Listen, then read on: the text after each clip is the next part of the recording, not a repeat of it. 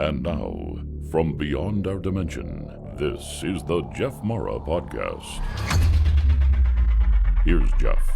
My guest is Mike Dooley, New York Times best-selling author, metaphysical teacher, and creator of Notes from the Universe, a popular email received daily by more than 1 million people. He was also one of the featured teachers in the movie The Secret and has presented to live audiences in 156 cities across 42 countries. Mike, thank you for joining me and welcome. Hey, Jeff, it's an honor. Great to be here. The honor is mine, Mike. And I first want to start with this. You have a book that's coming out called The Great Awakening. Many of my guests talk about the ascension and things like that. But right now, if you look around, there's so much chaos going on in the world, from politics to global warming. How do you make sense of it all? There's a lot going on, and it seems to be speeding up. And to put it as succinctly as possible, this is the Armageddon. This is the apocalypse that was long prophesied millennia ago, but mostly misunderstood. Uncanny that they were able to zero in on exactly where we now are as a civilization. They were tuning into the evolution of consciousness, and they were naming the fact that everything is going to change. The misunderstanding is, well, this is the final battle, and it's between good and evil, and Jesus will come and lift all the good ones up and resurrect the dead who were good, and off they go.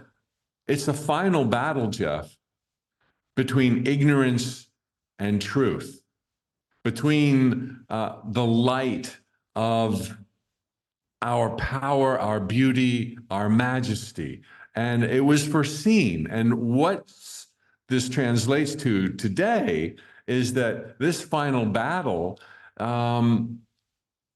it's the final battle, not because it's the end of civilization, it's the last legs of ignorance. We are spiritual beings, and I am not a religious person. I don't know what else to label this with. Metaphysically, though, we are pure intelligence, divine intelligence, one with God, if I can use that word, even as a non-religious person, for lack of a better word. And we chose to come here into these sacred jungles of time and space for the sheer joy of it, for the adventure of it, to be on the razor's edge of reality creation. Yet the price to pay for coming here is this kind of fall into amnesia as we're descending our vibrations, technically speaking, according to some of the channels you and I converse with, to the third density, coming from as high as infinity. And in the third density, we are suddenly gripped by the beauty and the horror of all things physical. And that grip is so intense, it precipitated what's been also misunderstood, this fall from grace. Grace being a realization that you're really everywhere, always at once, that you're safe as can be, that there's nothing to fear here any more than a nighttime dream. Although to the dreamer, it's real as can be. But from the outside, if you can hold that perspective, you realize it's just a dream. Well, we've lost our grip, and that was foreseen. It was part of the adventure. It's going to be okay. We're living our lives out in this dream world, if you will, in the palm of God's hand, because there is this benign, loving intelligence that made this all possible, of which we are one with. We are pure divinity ourselves. And sure, divinity is more than just me or just you, but so are we more than we realize. But this fall from grace was simply a forgetfulness that was necessary to really be here. And in our forgetfulness, we thought life is something that happens to us. Better be on guard. We're just an afterthought. Or maybe we just evolved from amoebas by sheer chance luck. And now you better be on guard because bad stuff happens out there. Just look what happened to, the animals in the Serengeti. Just look what happened to so-and-so down the way there, the most horrible accident that could happen to you. So we've been reacting, not realizing that the entire time we've been creating as streaming manifestors based on whatever our predominant focus is. And coming from where we came from at the depths of the third density, all fear driven, our focus has not served us too well. Yet it's still beautiful. It's still awesome. And what these ancient prophecy makers were able to tune into was our inevitable rise, the beginning of our awakening, a remembrance of truth to who we really are, where we really are, what we're truly capable of, that love is the glue that holds it all together, or it would have imploded. It never would have gotten off the ground eons and eons ago. Love is everywhere when we look for it. And so they were able to realize that there would still be some clinging to their fears, clinging to older ways, clinging to the past, trying to hunker down, while the rest of us, the clear majority of us, contrary to appearances, because we don't always sensationalize the good news, the rest of us would be waking up and saying, I think this is just a dream. I think it's going to be okay. I see love everywhere, cooperation everywhere. In the book that you mentioned, The Great Awakening, I have an early copy here, a not-for-sale copy.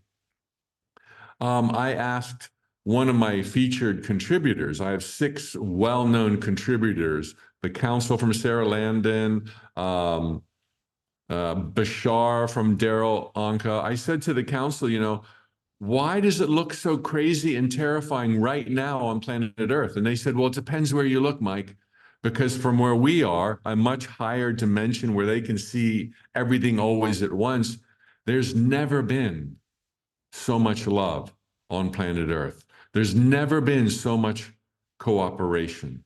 There's never been so much transparency. There's never been the kind of conversations that you are all now finally having. There's never been such a revelation and an understanding of the power that each of you have to focus your attention wisely and in ways that serve you to begin living lives of greater joy. That was evidenced by The Secret when it blew up in 2008. The law of attraction is like, hey, they're not just thoughts. You're writing the script as you go, moment by moment. This is part of the awakening, but there's so much more than The Secret. I know I'm going on and on right now. Just stop me whenever you want, Jeff. You're speaking of a battle. Are we at the beginning of this battle? How does the battle play out? Does things get worse? My featured authors, who are all channels, have pretty much unanimously shared, and this is in the metaphysical lingo the world over and has been for a long time, that the real shift began December 20th, 2012. The end of the Mayan calendar. Yeah. Everybody thought that was going to be the end of the world. It's the beginning of a new Mayan calendar, a beginning of a new age. This is also echoed and shadowed with the whole concept of the age of Aquarius, when men would find that they are the rightful heirs to all things, time and space, which was said in the Bible, a lot of gems in the Bible, a lot of misunderstandings in the Bible. I go for the gems. I absolutely cherry pick. If I find something that speaks of life's beauty or our power and leaves no one behind, I go there. And so the Armageddon thing, it's what you see. And in our society, heretofore fear-driven, we do sensationalize the ugliness. And there's lots of ugliness, but there's lots of love and beauty. And we have seen COVID. We have seen other major shifts in our socio patterns, our relationships. And we've seen these flare-ups of conflicts in the Middle East and Russia, Ukraine, and yeah, it's daunting and it's scary. But what the channels in the book all say is this kind of tension has been there all along, but that it is flaring up and that we are having conversations that are long overdue, whether it's about racism or sexuality or any other hot topic right now, that it's coming out and being brought to the surface. It's the darkness emerging for the light to bring clarity. And they all echo this. And so we see the flare-ups, but this is the final battle. This is the end of it. What was still suppressed is coming out. And as it comes out, believe it or not, people are seeing the light of day and saying, that's not serving us. That doesn't work. Cooperation is the only way. We're better together than apart. And that drives those clinging in fear crazy, and they become louder and they demonstrate, but they are still the minority. Ignorance is on its last legs. And while the earth is still going to shift and we've still got to address global warming and the other issues that we've created, we have all reached a tipping point, according to these channeled contributors in my book, where there's no going back. This might push a button for some of your audience members, but we're here to talk and push buttons maybe. This whole idea of wokeness. Nobody knows where I'm going to go with that, huh? This whole idea of wokeness, it's not going away. Wokeness, while anything can be taken to extremes that will drive others crazy, the idea of wokeness is being thoughtful, being considerate, being inclusive. Are you kidding? We don't want that? And yes, there's folks that go too far, but there's no turning back. We're going to be more considerate. We're going to behave more lovingly. How anybody could pick a bone with that is absolutely beyond me, but fear does crazy things. Let's go back to the good old days. That might suit the groups of people who have benefited mightily from the good old days, where they had a seat of power and they erroneously fear that their power will ebb away if there's greater diversity and greater equality. Nothing could be further from the truth. We're all going to live like we have never lived before, with more abundance, more joy, more love, when everyone gets to play. There's such abundance on this planet. And not to mention, there's still the law of attraction, which rides on top of these deeper principles. We are creators.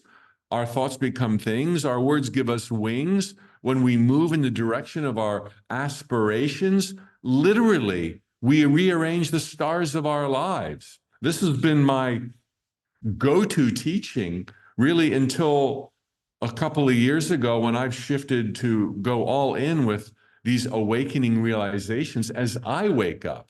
But we are here to live deliberately and create consciously. And there is no limit to what we can do. I've done it myself. I've got a whole sordid career from Price Waterhouse, the corporate world, entrepreneurialism, being a writer, teacher, speaker for the last 24 years, my love life. This stuff works, and it's always been working in all of our lives. But if we didn't know it was there, we didn't realize the slippery slope we would put ourselves on when we have pity parties or fear fests and we think, oh, ain't it awful? We were just compounding what would next show up in our lives. Fortunately, last thought on this train, fortunately, it's not as if our negative fear-based thoughts are as powerful as our positive loving thoughts. Why? Given our divine lineage, our heritage, our eternal nature, that we are God in this camouflage system of time, space, and reality, come alive in the dream of life, we are so inclined and pegged to thrive. It is our natural state. You know, water rises to our own level, and to its own level, as the old expression goes. And for all of us, that level is unimaginably high. We've just been so fear-driven and so fear-obsessed and so careful and so worried that we didn't leave room for the unexpected surprises. But what I was saying is, given our divine nature, when we move with a little bit of positivity and have a little bit of hope, and we take a few little baby steps, even when we have fear running around in our head 24/7, we still prevail. In our ignorance now, as a civilization, heads still in the sand, most people still think God's an angry white man. We still thrive with space stations, YouTube channels, internet, DNA technology. We solved the COVID problem. And it's like, can you imagine, Jeff, what life on Earth is going to be like? And it's not far away when we get out of our own way, when we understand that this is a dream, that our thoughts become things, that we're loved and adored, that we've never been judged. This is what awakening is all about. And then the upward spirals take off, which are far easier to wrangle than the downward spirals that get all the press. Our default settings are to thrive. You don't need to worry that you worry. You don't need to worry that you have pity parties, so long as there are these concerted efforts a little bit every day to dream, to wonder, to be kind, to be even kinder. Runaway train of success. You mentioned that it's not far away. Do you have some sort of timeline for this? The channels all have some ideas, but they point out readily that nothing is set in stone. Nothing can be predetermined. Otherwise, our lives would be kind of a joke, you know, it's going to happen anyway. So nothing can be predicted with absolute certainty. There are, however, Jeff, probabilities and likelihoods. We could say anything's possible. I might just jump out the window here in the next 3 hours, because anything is possible. But is that likely? I'm a happy guy. I'm fulfilled. I've got appointments. I've got a family. I'm not jumping out that window. Anything's possible. That doesn't mean anything is likely. There are probabilities in each one of our individual journeys that always tend towards happiness, joy, love, because that's our true, sometimes hidden nature. And this is equally true for groups, for families, for nations, for cultures, and for a civilization globally. And so it's these probabilities that have in fact played out that the ancient prophecy makers were tuning into thousands and thousands of years. We're going to wake up. We're going to figure this out. It's our nature to understand and to thrive. We're going to get through this confusion, and it's going to be a couple thousand years from now. So there are probabilities that can be tuned into, and my contributing authors to the Great Awakening have done that. And they're very skittish because they don't want to be like, you know, you said and it didn't happen, although the profundity of all they share and the benevolence and the beauty behind it, I think resonates with everyone who reads their words. But we are in it right now, Jeff. This is Armageddon. We are facing the apocalypse. We're not going to wait. It's already happened. I wanted to say unleashed, but that just gives it kind of such a negative, foreboding face. But we are in it, and I'll challenge everyone watching right now. Notice the good. Hear the stories that inspire you. See and witness the cooperation, not just the sensationalized, fear-based news programs.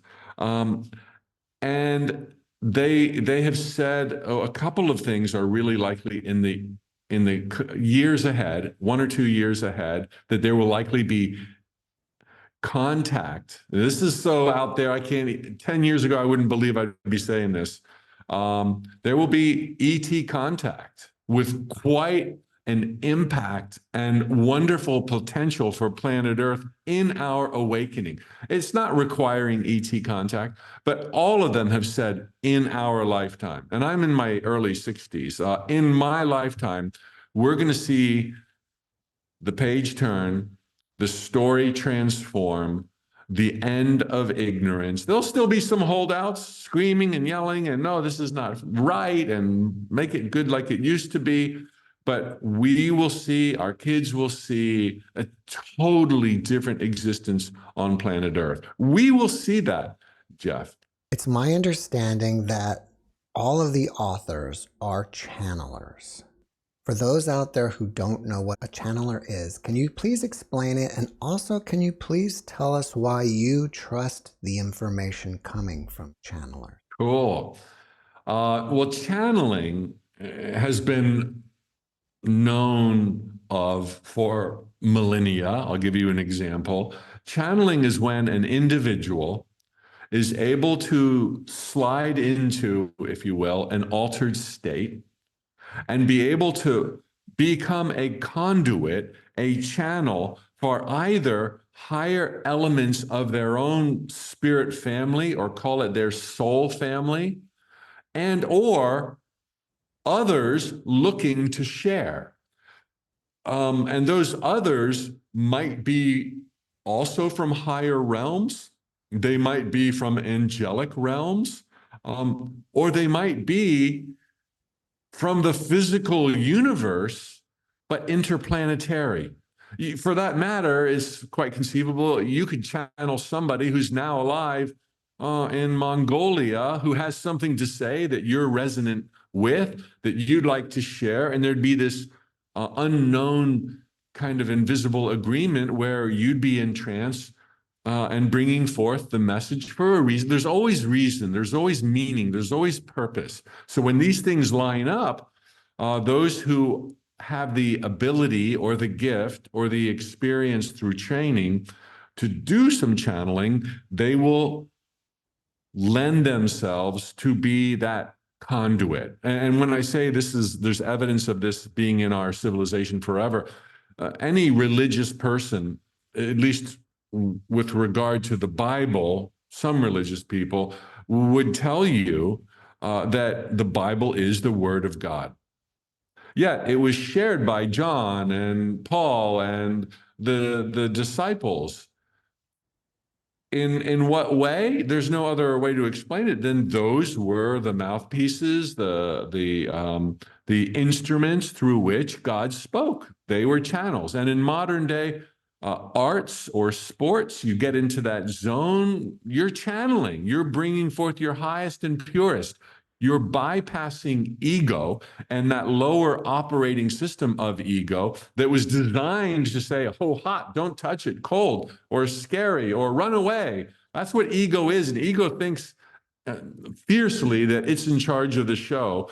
Awakening means you're easing up on your addiction to logic and egoic thoughts, and you're letting your own higher self come through. In fact, as my friend Matt Kahn, who's also in this book, shares, and he's a channel, we're all channels, but most of us just channel our ego, through the physical apparatus of our bodies. That's the part of spirit. It's all spirit that we're channeling. And so that's what channeling is. And why do I have a sense of high regard or even reverence for much of what I hear? Because if it's channeled, that doesn't mean it's right. I have a little litmus test, if you will. I share that in the foreword. And my mom introduced the idea of channeling to me by sharing a Seth book with me many decades ago. And I thought, Mom, you're losing it. This lady goes into trance and starts speaking for Seth, and her husband take notes, and they whip out one book after the other. And she said, shut up. Just read what Seth has to say, and then pass judgment. I've never been the same. Blew my mind. Because the things Seth said, like all the channels in the Great Awakening, they either spoke of life's beauty, they spoke of our supreme mind-boggling power to change the circumstances we don't like. And their messages didn't leave anyone behind. They were inclusive. It wasn't like, well, subscribe to this doctrine and send $100 a month to this bank account, and then we've got some beauty and power for you. It's like, they either had their messages either spoke of life's beauty or our power, and they left no one behind. And for me, if that little litmus test is passed, I think we're dealing with truth. And I further believe that when anyone is exposed to truth, who's got even a little bit of an open mind, it resonates. I mean, immediately they're like, oh yeah, oh, I always knew that, but I didn't put it in words. That's the ticket. This is why The Secret blew up, the film and then the book on the law of attraction by Rhonda Byrne, because people immediately knew. It's like, I knew it. I knew I was powerful. I knew I wasn't being judged. I know I can change my circumstances. And that's basically what this whole thing is about. That's what awakening is, awakening to the truth. There is a truth in all conversations, in all regards. It is absolute. It is very simple. We are of God, by God, pure God. Our thoughts become things. Love is the glue that holds reality together. Everything plays to a greater good. Everything is here for you. Like Matt Kahn says, love, whatever arises, love that. It's going to be your teacher. He also shared this with me. He's coming to mind a lot today.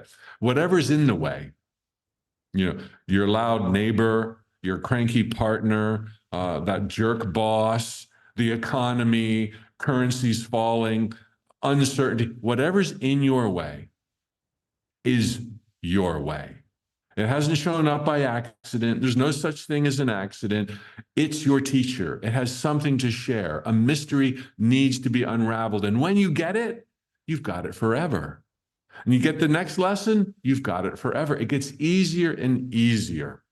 So these folks are channeling messages of beauty and of our power, of our free will, of the joy of life. They resonate. It sets you on fire. It's like, that's why I came here. That makes sense. And then you start putting the pieces of the puzzle together, like I tried to do with the Book of Revelation, Apocalypse, Armageddon. The original sin, eating the apple from the tree of knowledge, it all starts making sense. The original sin was our initial amnesia coming from being everywhere always at once, where time is just an illusion. It didn't even really exist. And then descending into the illusions and not realizing you're creating them as you're experiencing them. And then finding a beautiful red apple, metaphorically biting into that apple. The tipping point was reached. That apple is a figment of your imagination. And now you're getting pleasure from it, nourishment from it. It smells so good.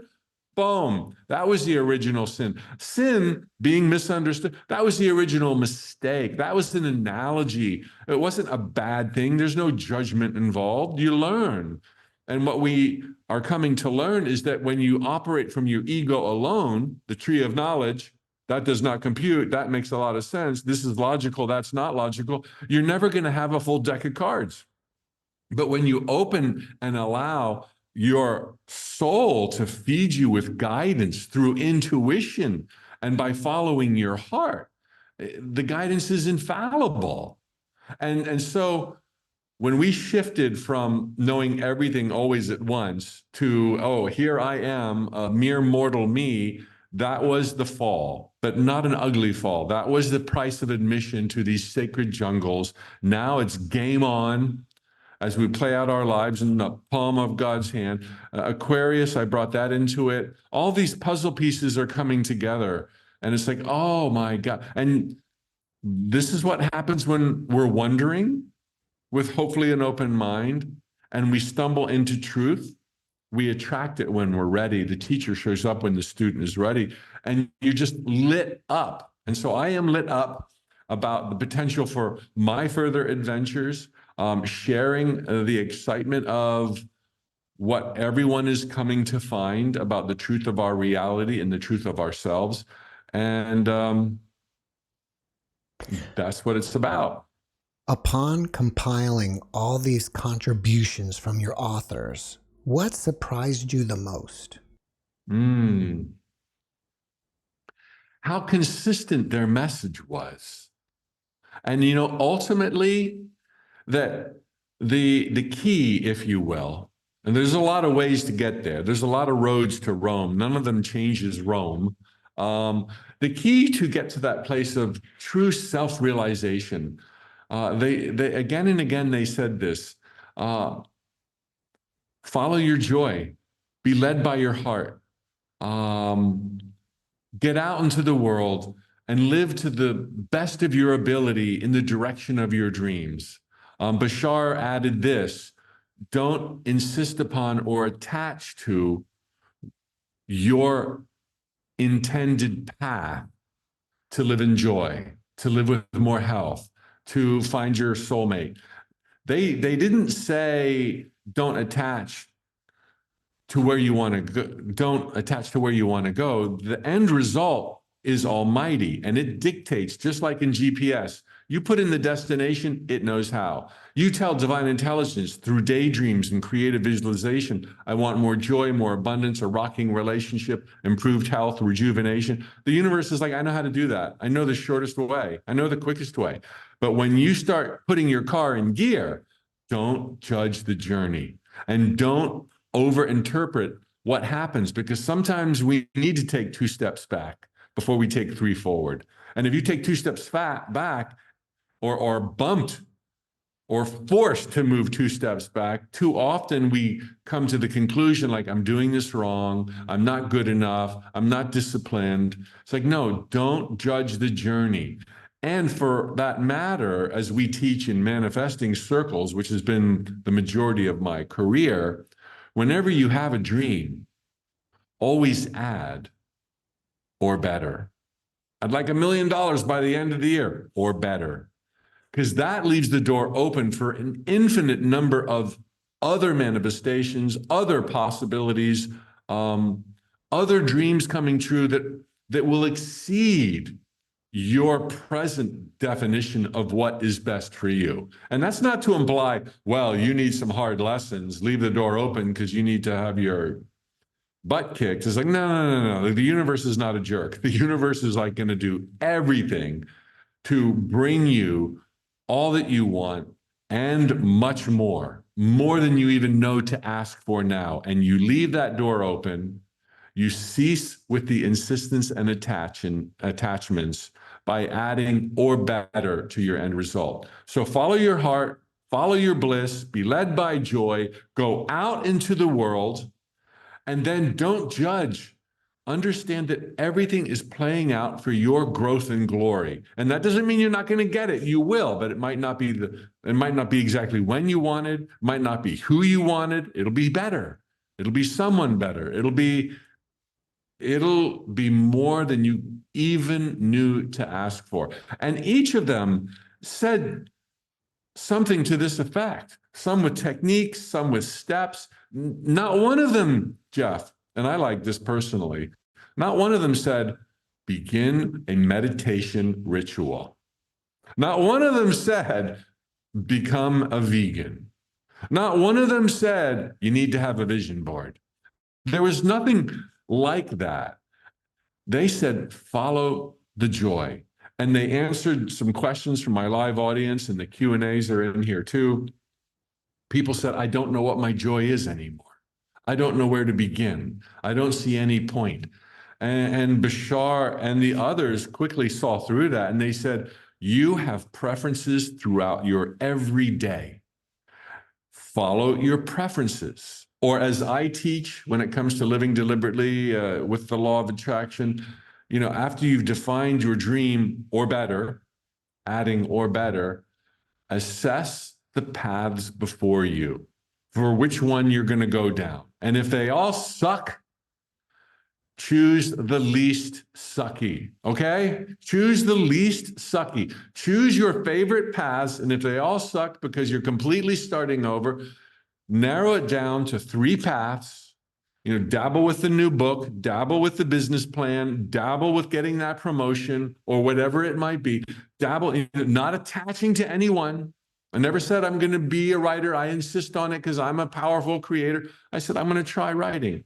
I'm going to try speaking. I'm going to go out into the world. I'll try networking. I'll try affiliate marketing. I'll try all of that. I don't know which ball I pitch the universe will knock out of the park, assuming we're on the same team in this slightly sideways metaphorical story about baseball. But we are the pitchers. The universe is the home run hitter. You just need to pitch your measly little pitches filled with self-doubt and remorse, sometimes self-loathing. Just keep pitching, keep taking baby steps, showing up down sucky dirt paths. The universe will hit the right one out of the park, and thereby stop thinking that you're the home run hitter. You're not the home run hitter. Brain is way too small. The universe is now tracking 8 billion co-creators. She knows best the right people at the right time to cross your paths, for you to have the realizations, the wherewithal, and ultimately the confidence to go all the way. It will hit the home runs for you. And so let the heavy lifting be done by your complete greater self. While you do your part, show up with a glad heart, make the best of it, smell the roses, enjoy the coffee, and you're on your way. What I like about your story, Mike, is that not only are you a teacher of manifestation, but you are successful at manifesting. And many people out there will, read or watch The Secret and feel like it doesn't work for them. So can you share with us what is the secret to The Secret? Well, I touched on it a little bit, and that is this. Everyone is already a black belt, PhD, magna cum laude, streaming manifester. There's nothing to learn. It's just a matter of getting out of your own way and realizing these simple truths that I've been sharing. Your thoughts become things. It is the end all and be all. So choose your thoughts wisely. And that doesn't mean you have to be perfectly positive all the time. No, have your pity parties. I mean, in crises in my life, Jeff, I thought I was going to get fired at Price Waterhouse. I worried 24/7. And I remember then being on to this truth of the power of our thoughts. And I remember thinking, I'm doomed because I can't stop the fear. But I discovered that I always could start another train running. The fear of thought train, a runaway train. I could sit down for 5 minutes and visualize that I was happy at work. Visualize that I had friends there. Visualize that when I said hi to the partners and staff, they actually said hi back to me. Because up until that time, they weren't. I was the pariah. But I couldn't stop the fear. I could start another little meek, timid, filled with self-doubt, choo-choo train that I was on my way and that things were shifting. And God Almighty, that was enough. That little bit grew to a little more. And even then, Jeff, when I would visualize on the living room couch in my mother's home, where I still lived at the time, straight out of college, in the middle of my 5-minute visualization, because I've never done it for much more than 5, I can't, I'll daydream. So I let it go at 5 minutes. That's all you need. During the daydream, the visualization, I'd worry and think things like, I wonder if the pink slip is really pink. And for your non-Americans, the pink slip is the theoretical notice that you receive in an office environment that you have been terminated from your job. Somebody receives the pink slip, that means they got fired. And I'd be trying to visualize happiness at work and feeling joy and loving what I do. And I'd be wondering if the pink slip is really pink, or wondering about what are my friends going to think? I wonder how long it'll take me to get another job. I mean, you don't want to be thinking those thoughts. But like I shared with you earlier, thoughts in alignment with the truth of your magnificence And you don't have to line anything up. Thoughts that serve you are in alignment. Thoughts of joy are in alignment. Thoughts of financial abundance are in alignment with your nature. So thoughts in alignment with your nature, which we tend to call positive thoughts, are 10,000 times more powerful than thoughts out of alignment. So I would visualize for 5 minutes and did a crappy job at it, but every day, while I worried during every other waking moment of that day about getting fired. But I kept showing up. I kept going to work. I kept doing the best I could in my own feeble way. And that was enough. And so the secret to the secret, if you will, is knowing that there are underlying principles that guide you and that you are of a divine supernatural heritage, supernatural yourself, inclined to succeed. And if you just do the best you can with what you've got from where you are, by law, it's enough. It'll always be enough. And I've had other runaway trains of fear in my life beyond that one. Probably every 5 or 10 years, something comes up that kind of freaks me out. By now, I've gotten a lot better, and I don't worry that I worry. But I do my best to bring the mental conversation back on track with like, hey, this is probably a learning experience. Oh, this is probably temporary. Oh, I'm going to figure this out. Oh, I'll have a new approach, a new idea. I'll make some new calls. I'll try a workaround. And always, there needs to be a physical follow-up. You need to go out. You need to circulate. You need to ask for help. You need to press the flesh. You need to go network. Just the humblest of efforts are the dots the universe needs to create this masterpiece of your life. So know the truth. Know that you're a creator already. You've never been judged. You don't have dues to pay, not even karmic dues. You can get off the karmic wheel just like that by having new thoughts. Karma is just the law of what goes around comes around in terms, you think it, you experience it. What goes around here comes around there. Change your thinking, you're off the wheel. That's all it ever was. No one is indebted. No one is beholden. Everyone is a creator, non-stop, carte blanche, write your own check. And knowing that's half the battle. Oh, what's the point? What are the odds? Everybody wants money. Everybody wants this.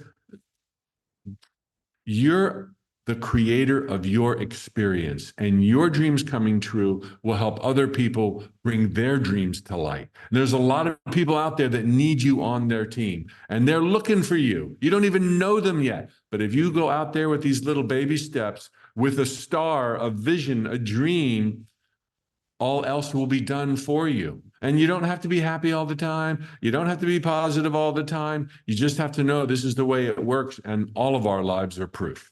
Earlier, you mentioned the arrival of ETs. Did any of these channelers talk about our galactic family? Oh, yeah. This is what is so wild to be talking about. And it makes so much sense. Yes, some of them are our galactic family. In the book, chapter 1, Lisa Royal Holt. Oh, no, there she is. She channels Sasha. Sasha hails from the Pleiades, and her message, and some of the others also channel ETs because they're part of their spiritual family. Again, if you think I'm crazy, read what they have to say and then judge. It's all about your beauty. It's all about your power.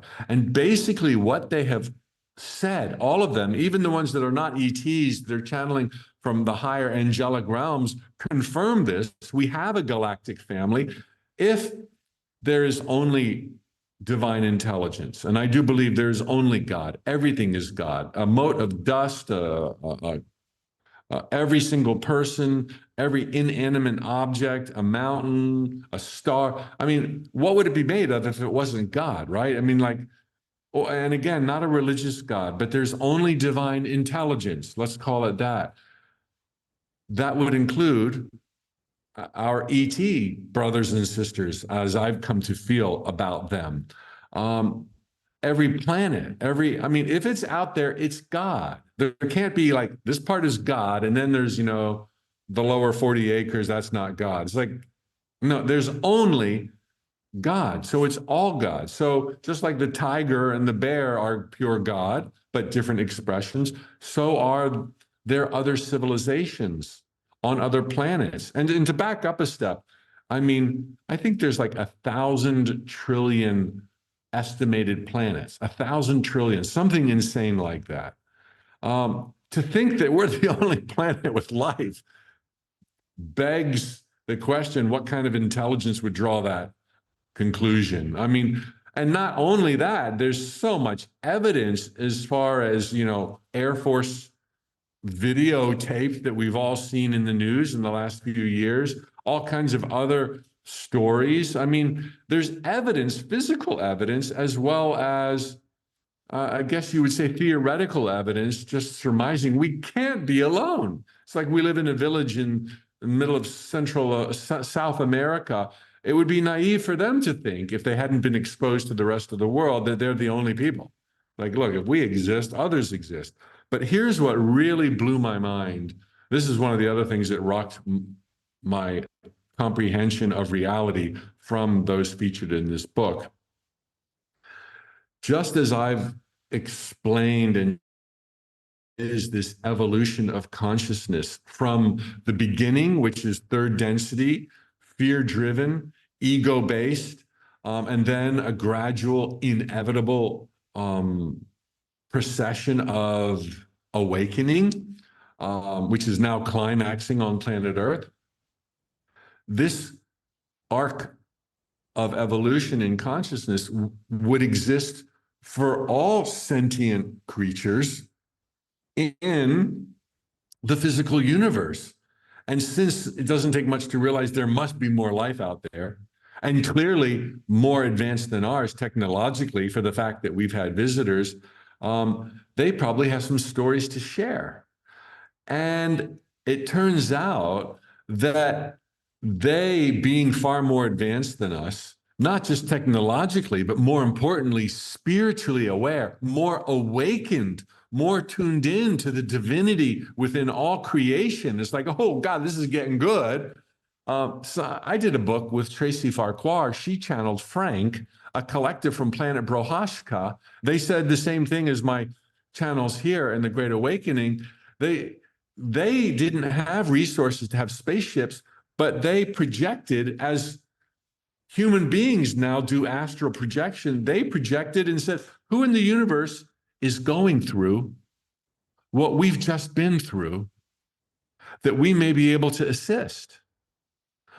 All of the ones that are advanced than us, and more than half of, I think the number I've heard from channel sources is 75% of sentient life on other planets is more advanced spiritually and technologically than we are. And so they've all been through what we're going through, their own great awakening. And Frank from Brohashka said that it was, it was a time of sensationalized chaos on their planet. There were those who were in such fear and resistance of the transformation they were moving through that after their militant efforts failed, they ran into the boonies. They ran into the woods. They're like, we're not going to be any part of this, woke culture. And now I'm implying that term onto their evolution, but something of the sorts must have happened. And they said, that they were gone, living in enclaves, cut off from the rest of the world. And Frank said their systems of government, education, currency, everything, collapsed, which was the best thing that ever happened, because that simultaneously created space for better systems of government, education, economies, currencies, and everything else where people would interact. And they said, while it was a scary, tentative time for them, they said almost immediately the transformation and the success in every area of life wildly exceeded their expectations. And they went on to speak in that book about how they barter, how they do commerce, how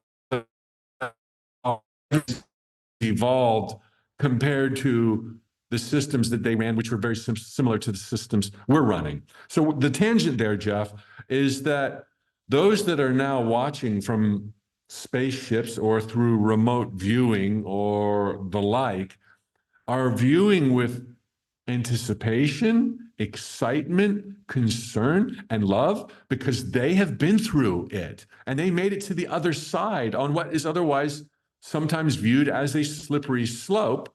Although my channels here have said that, every indication is the probabilities that now exist in front of us are all positive.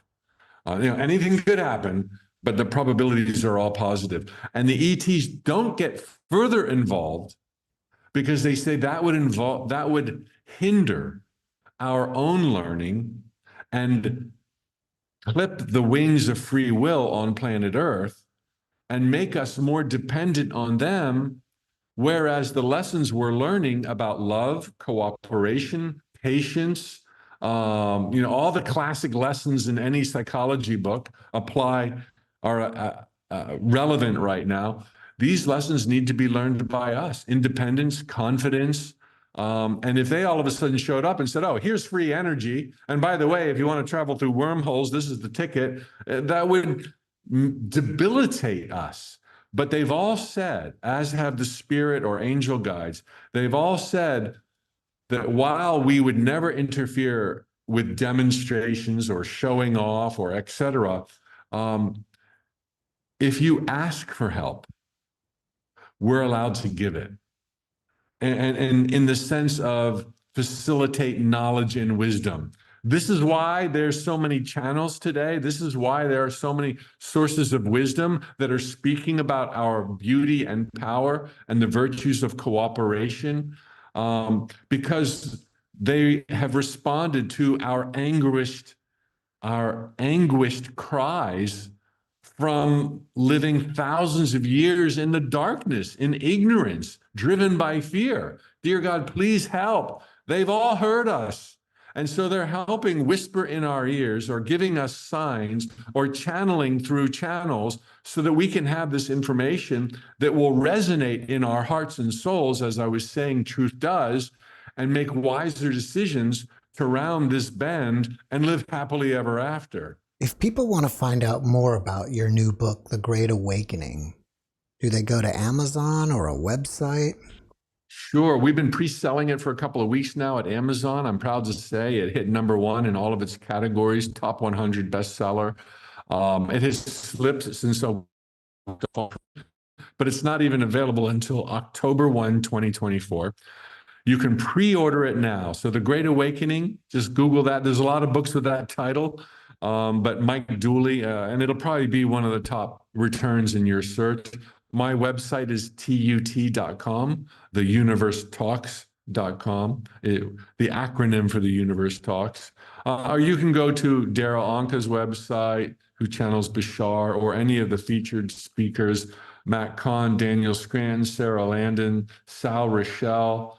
They all have it featured on their websites, or soon will have it. And we've got bonuses that are kind of fun. I won't go into that. I don't want to make this a sales pitch, but yeah, we're all sharing a lot of excitement about the release of the book on October 1. You can pre-order it now, and paperback, ebook, audiobook. In the beginning, I noted that you are the creator of Notes from the Universe, an email letter that's put out daily. Can you tell us what kind of content is within that letter? Yeah, that came about at a really low ebb in my life, probably the lowest. It was the year 2000. I was reinventing myself at age 39, going on 40, a daunting time in and of itself. And I wanted to receive some inspiration and be reminded of the truth that all things are possible, that the best is ahead of me. And And so I started sending out a daily email from Mike, which was kind of weird, never that popular. But it dawned on me that if I wrote as the universe, that it would potentially be more impactful and more personal to people rather than hearing from who's Mike Dooley. And so I started sending them out as notes from the universe. They're like a 1-paragraph daily email, Monday through Friday, that have been going out for 24 years. And it's the universe, divine intelligence, God, speaking to you in non-religious terms, reminding you of your beauty, your power, the infinite possibilities that exist always and forevermore, for your growth, for your joy, for more love in your life. And they've become pretty popular, for years now. It's been over 1 million subscribers, and they're free at Tutcom. Mike, after watching this podcast, people may want to reach out to you and ask you questions. Are you open to that?